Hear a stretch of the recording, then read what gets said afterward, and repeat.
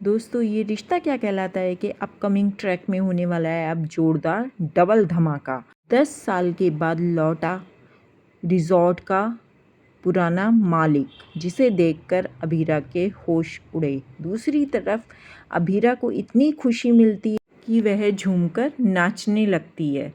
जी हाँ दोस्तों, ये रिश्ता क्या कहलाता है कि एपिसोड में आप देखेंगे कि 10 साल के बाद रिजॉर्ट का पुराना मालिक लौटकर आ जाता है।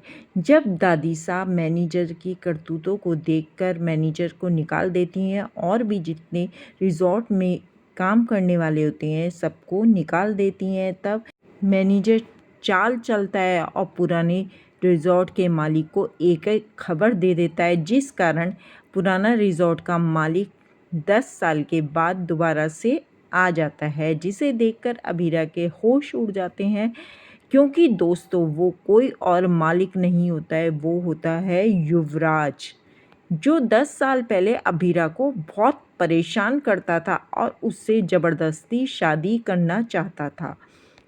वह अभीरा को देखकर हैरान हो जाता है और कहता है, अभीरा तुम्हें आज भी कोई नहीं मिला? क्योंकि तुम सिर्फ मेरे लिए ही बनी हो, इसलिए आज भी मैं तुम्हारा ही इंतज़ार कर रहा हूँ। चलो दोबारा से हम शादी कर लेते हैं।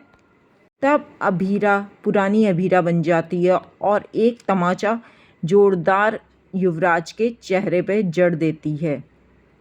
यह देखकर मायरा हैरान हो जाती है और अरमान को देखने लगती है कि पापा ये मम्मा को क्या हो रहा है। तो अरमान कहता है, ये तुम्हारी पुरानी वाली मम्मा है। 10 साल पहले जो मम्मा थी शेरनी, आज भी वो वही शेरनी है।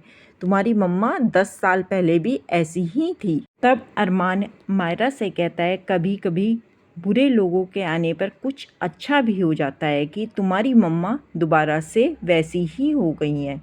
तब अरमान मायरा से कहता है, 10 साल पहले इसने तुम्हारी मम्मा को बहुत परेशान करा था और ज़बरदस्ती शादी करने की कोशिश करी थी, जिस कारण तुम्हारी मम्मा ने इसे जेल में डलवा दिया था और ये जेल में से निकल के आ गया है। लेकिन तुम्हारी मम्मा का यह तेवर देखकर आज भी लगता है कि वो अब हम सबको बचा लेंगे। उधर अभीरा तमाचा मार के युवराज को रिजॉर्ट में चली जाती है। अब वहाँ 333 रूम में जाके उसे एक सरप्राइज़ मिलता है जो दादी सा ने उसके लिए रखा हुआ था।